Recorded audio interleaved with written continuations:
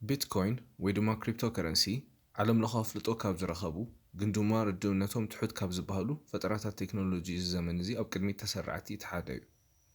ኣብ 2020 ክሪፕቶከረንሲ ዘየፅንዐ ፋይናንሳዊ፣ ኢኮኖሚያዊ፣ ቴክኖሎጂካዊ ወይ ድማ ትምህርታዊ ትካል ምርካብ ከቢድ እዩ ተባሂሉ ይግመት። ካብ መጽናዕቲ ሓሊፉ እውን ናብ ኢንቨስትመንትን ፈጠራ ተመሳሳሊ ቴክኖሎጂን ዝተኣታተው ትካላት ብዙሓት እዮም።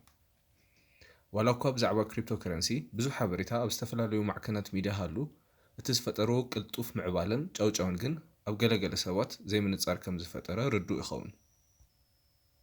ስለዚ እንታይነት ቢትኮይን ሜላታት ኣሰራርሑኡ ፍልይ ዘብልዎ ባህርታት ሕጋውነቱን ከምኡውን ኣሉታን ኣውንታውን ሳይድ ክሪፕቶከረንሲ ወይ ድማ ቢትኮይን እትገልጽ ሓጻር ቪድዮ ሒዘልኩም ቀሪበ ኣለኹ። ተኸታተሉኒ። ስመይ ሰዓረ ይበሃል። እንኳዕ ናብ ድራር ህይወት ቤተሰብ ደሓን መጻእኩም። ኦፊስያላዊ ኣገላልጻ ክሪፕቶከረንሲ ወይ ድማ ቢትኮይን ኣብ ኢንተርኔት ዝተደረኸ ብዲጂታል መልክዕ ጥራይ ዝርከብ ኤሌክትሮኒክ ሜላ ልውውጥ እንትኸውን ብዘይማንም ማዕከላዊ መዚነት ትካል ውልቀ ሰብ ወይ ድማ መንግስቲ ዝመሓደርን ድሕንነቱ ድማ ብምስጢራዊ ሒሳባዊ ቁልፊ ወይ ድማ ማትማቲካል ክሪፕቶግራፊ ዝተሓለወ እዩ። ክሪፕቶከረንሲ ውሁድ ክልተ ዝተፈላለየ ትርጉም ዘለዎም ቃላት እንትኸውን እዚኣቶም ድማ ክሪፕቶግራፊን ከረንሲን እዮም። ክሪፕቶግራፊ ጥበብ ምምሃዝን ምፍታሕን ምስጢራዊ መልእኽትታትን ሓበሬታታትን እንትኸውን ከረንሲ ማለት ድማ ሜላ ልውውጥ ገንዘብ ማለት እዩ። ስለዚ ካብቲ ኣገላልጻ ንምርዳእ ብዝኣክል ክሪፕቶከረንሲ ማለት ኣብ ኢንተርኔት ዝተመስረተ መረዳእታ ዋንነትን መረጋገፂ ኣፍልጦን ዝሓዘ ብምስጢራዊ ቁልፊ ዝሕሎ ዓብዪ ኤሌክትሮኒክ ሒሳባዊ መዝገብ እዩ ምባል ይከኣል እዩ።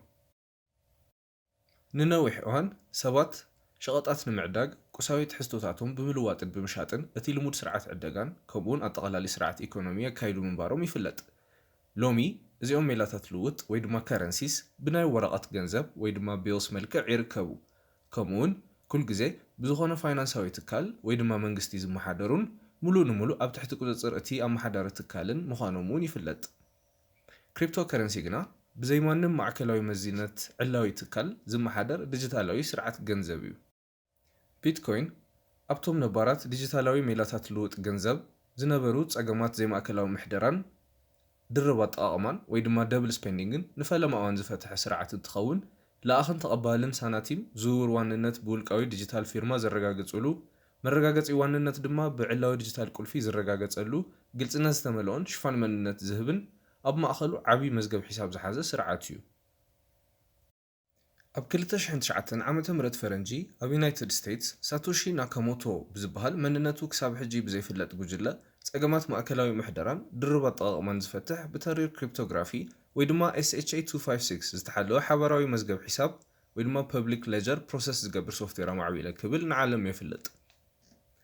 እዚ ሶፍትዌር እዚ ዋላ እኳ ዲጂታል ገንዘብ ንምዃን ዲዛይን ኣይገበር እቶም ነዊሕ እዋን ብዓበይቲ ትካላትን መንግስታትን ተወኒኖም ፀንሑ ማዕከላዊ ቁፅፅራት ፋይናንስን ኢድ ኣታውነት ሳልሳይ ወገንን ዝምልከቱ ጸገማት ብምፍትሑ ኣብ ዓለም ለኸ ፋይናንስን ኢኮኖምን ዘይነዓቕ ጽልዋ ክሕድር ኣኽኢልዎ እዩ።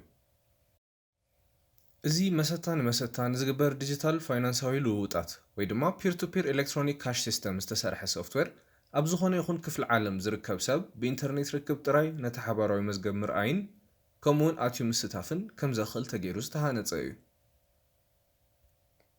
እዚ ሓባራዊ ምሕደራ ድማ ግልጽነት ርጉጽነትን ኣጠቓላሊ ወሃቢ ዋጋ ነቲ ዲጂታል ሜላ ልውውጥን ኮይኑ ብምግልጋል ነቶም ጸገማት ማእከላዊ ምሕደራን ዝፈትሕ ኮይኑ እቲ ተሪር ሒሳባዊ ምስጢር ቁልፊ ወይ ድማ ክሪፕቶግራፊ ድማ ነቲ ኣጠቓላሊ ሲስተም ግልጋሎት ድሕንነት ካብ ተሳትፎ ሳልሳይ ወገን የረጋግጽ። እቶም ዝጸንሑ ልሙዳት ሜላታት ልውውጥ ገንዘብ ንምርግጋጽ ዋንነትን ንፋይናንሳዊ ዝውውራትን ተሳትፎ ሳልሳይ ወገን ብተለምዶ ማዕከላዊ ባንክታትን መንግስታትን ዝሓቱ ምንባሮም ነዚ ግልጋሎት ምርግጋጽ ከምኡውን ትሕዝቶ ሒሳብ መዝገብን ድማ ልዑል ክፍሊት ይሓቱ ምንባሮም ንኣድላይነት ብሓባራዊ ሒሳብ መዝገብ ዝመሓደር ግልፂ ሜላ ልውውጥ ገንዘብ ክፍተት ይፈጥር። ካብ ክፍሊት ሓሊፉ እቶም ማዕከላዊ ቁፅፅር ዝገብሩ ሳልሳይ ወገናት መብዛሕትኡ ግዜ ብውልቃውን መንግስታውን ጽዕንቶታት ንጉድለት እምነት ይቃልዑ ምንባሮም እውን ዝፍለጥ እዩ። ክሪፕቶከረንሲ መረዳእታ ዋንነትን ዝውውር ዋንነትን ሕድሕድ ሳንቲም ምስ መረዳእታ ግዘን ምስ ምስጢራዊ ቁልፍን ብምትሕሓዝ ብሎክቼን ተባሂሉ ኣብ ዝጽዋዕ ኣብ ዝተፈላለየ ኮምፒዩተራት ኣብ ዝኽዘን ዲጂታል ሒሳባዊ መዝገብ የቐምጥ። እዚ ሒሳባዊ መዝገብ ልዕል ኢሉ ከም ዝተገልጸ ኣብ ማንም ክፍሊ ዓለም ዝርከብ ሰብ ንምርኣይን ፋይናንሳዊ ምንቅስቓሳት ንምርግጋጽን ከም ዘኽእል ተገይሩ ዝተሃንጸ ምዃኑ እቲ ስርዓት ግልጽነት ክህልዎን ኢሉ እውን ግላዊ ወይ ድማ ሳልሳይ ወገናዊ ኢድ ኣልሃውነት ከም ዝከላኸል ይገብሮ። ስለዚ እዚ መዝገብ ማንም ዘይውንኖ ዓርሱ ዘመሓድር ዲጂታል ዳታቤዝ እዩ። ስለዚ ካልእ ትርጉም ክሪፕቶከረንሲ ወይ ድማ ቢትኮይን ነዚ ሓበራዊ መስገብ ሒሳብ ዝኾነ ናይ ሶፍትዌር ወይ ድማ ዳታቤዝ ስራሕቲ ፕሮሰስ ዘካይዳን ሓበሬታ ዝኽዝናን ኮምፒውተራት ወይ ድማ ኖድስ እኩብ ውፅኢት እዩ ምባል ይከኣል እዩ። እምበኣርከስ ብዛዕባ እንታይነት ክሪፕቶከረንሲ ወይ ድማ ቢትኮይን እዚ ካብ ረኣና ክሪፕቶከረንሲ ወይ ድማ ቢትኮይን ካብ ካልኦት ሜላታት ልውጥ ገንዘብ ፍልይ ዘብለዎ ባህሪታት ንመልከት። ክሪፕቶከረንሲ ወይ ድማ ቢትኮይን ካብ ካልኦት ሜላታት ልውጥ ፍልይ ዘብልዎ ክልተ ወሰንቲ ባህሪታት ኣለዉ። እቲ ቀዳማይ ብዲጂታል መልክዕ ጥራሕ ወይ ድማ ብኢድ ክድህሰስን ክጭበጥን ብዘይክእል ብዘይ ቁሳዊ መልክዕ ምህላውን፣ እቲ ካልኣይ ባህሪ ድማ ብዘይ ማንም ማእከላዊ ትካል ዝመሓደር ምዃኑ እዩ። ምርግጋጽ ዋንነትን ዝውውርን ክሪፕቶከረንሲ ድማ ኦፕን ሶርስ ስራሕ እንትኸውን እኹል ኮምፒዩቲንግ ዓቕሚ ዘለዎም ሰባት ዝውውራት ብምርግጋጽ ነቲ ስራሕ ድማ ሽልማት ብምርካብ ነቲ ስርዓት ልውጥ ገንዘብ ሕጋውነት ይህቡ። እዚኣቶም ውልቀ ትካላት ብተለምዶ ማይነርስ እንትበሃሉ ንሕድሕድ ብሎክ ንዝወሃብ ሒሳባዊ ምስጢር ቁልፊ ንምፍታሕ ይወዳደሩ። ኣብ ዝተዓወቱ እዋን ዝተወሰነት ቢትኮይን ከም ሽልማት መልክዕ ይብርከተሎም። እዚ ስርዓት እዚ ፕሩፍ ኦፍ ወርክ ሲስተም ይበሃል።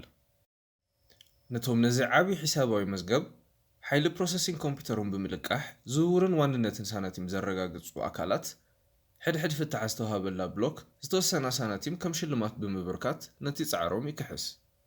ሕጋውነት ክሪፕቶከረንሲ ካብ ሃገር ናብ ሃገር ብዙሕ ኣፈላላይ ይስተውዓል።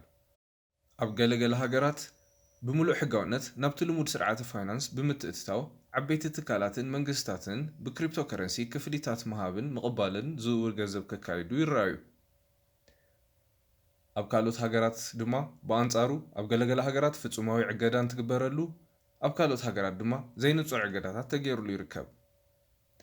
ኣብ 2014 ኣብ ዩናይትድ ስቴትስ ክሪፕቶከረንሲ ወይ ድማ ቢትኮይን ከም ዝውነን ንብረት ከም ዝቑፀርን ንግብሪ ድማ ከም ዘቕርብን ግልጋሎት ግብሪ ተዓዲ ኣፍሊጡ ነይሩ። ብተመሳሳሊ መልክዕ ኣብ ሃርቫርድ ከምኡውን ኣብ ዋርዊክ ዩኒቨርሲቲ ብዝተሰርሑ መጽናዕትታት ክሪፕቶከረንሲ ዘርእይዎ ባህሪታት ካብቲ ልሙድ ሜላ ልውጥ ዝኾነ ገንዘብ ብዝተፈለየ መልክዑ ንዕዳጋ ክቡራት ማዕድናት ወይ ድማ ኤክስፔንሲቭ ሜታል ከም ዝመሳሰል ይሕብሩ። ናብ ኣፍሪቃ እንትንመጽእ ብተመሳሳሊ መልክዑ ገለገለ ሃገራት ሕጋውነት ዘይሃባ እንትኾና ካልኦት ድማ ሕጋውነት ካብ ምሃብ ሓሊፉ ሃገራዊ ክሪፕቶከረንሲ ናብ ምምዕባልን ኢንቨስት ናብ ምግባርን ዝኣተዋ ከም ዘለዋ ይሕበር። ብሓፈሻ ግና ዝተረጋግዐ ዕቤት የርኢ ከም ዘሎ ማዕከናት ዕዳጋ ዓለም የመላኽቱ። ንኣብነት ዝኣክል ኣብ ግብፂ፣ ኣልጄርያ፣ ሞሮኮ ከምኡውን ካልኦት ሃገራት ፍጹማዊ እገዳ ተገይሩሉ እንትኸውን ኣብ ጊኒ፣ ሴኔጋል፣ ናይጄርያ ከምኡውን ደቡብ ኣፍሪቃ ግና ሕጋውነት ተዋሂብዎ ናብቲ ልሙድ ስርዓት ፋይናንስ ከም ዝተኣታተወ ይሕበር። ብተመሳሳሊ ኩነታት ኣብቲ ፋይናንሳውን ኢኮኖሚያውን ትልምን ፖሊሲን ሃገራቶም ንክሪፕቶከረንሲ ምንም ሽፋን ዘይሃቡ መራሕቲ ሃገራት ኣፍሪቃ እውን ብዙሓት እዮም። ስለዚ ተኸታተልትና ኣሉታውን ኣወንታውን ጎንታት ክሪፕቶከረንሲ ወይ ድማ ቢትኮይን ብምርኣይ ናይ ሎማዓንቲ ፕሮግራምና ነጠናቕቕ። ኣሉታዊ ጎንታት ክሪፕቶከረንሲ ኣድላይነት ኢንተርኔት ከምኡውን ሓይሊ ኤሌክትሪክ ይጠልብ ምዃኑን ንጸገማት ተበጻሕነት ወይ ድማ ኣክሰስ የቃልዕዎ። እቲ ካልእ ጸገም እቲ ዕዳጋ ክሪፕቶከረንሲ ብዝለዓለ መልክዑ ዘይተረጋግዐ ምዃኑ ንምውራድን ምድያብን ዋጋ ክሪፕቶከረንሲታት የቃልዖ። ንኣብነት ንምርኣይ ዝኣክል ኣብ 2011 $13 ዋግኡ ዝነበረ ቢትኮይን ኣብ 2017 ናብ 20,000 ደይቡ እንትነብር ኣብ ኦገስት 2020 ድማ ከባቢ $10,000 ተረጋጊዑ ይመስል።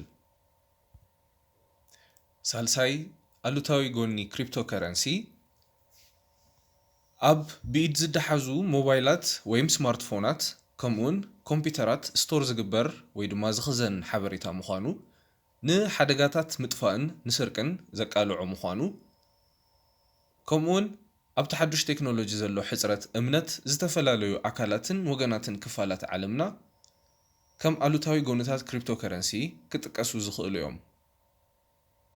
ብኣንጻሩ ከዓ ኣወንታዊ ጎንታት ክሪፕቶከረንሲ ንምርኣይ እንተደሊና ቀዳማይ ተሳትፎ ትካላት ፋይናንስ ብምውጋድ ለኣኺ ናብ ተቐባሊ ብቀጥታ ብዲጂታል መልክዕ ጥራሕ ብትሑት ክፍሊት ገንዘብ ክልእኽ ምኽኣል ሙሉእ ንሙሉእ ክምለሱ ዘይክእሉ ትእዛዛት ዝውውር ምዃኖም ንምርግጋጽ ቀለልቲ ምዃኖም ብተወሳኺ ዘለዎ ሚስጥራዊ ቁልፊ ወይ ድማ ሴኪሪቲ ተመረፅቲ ይገብሮም።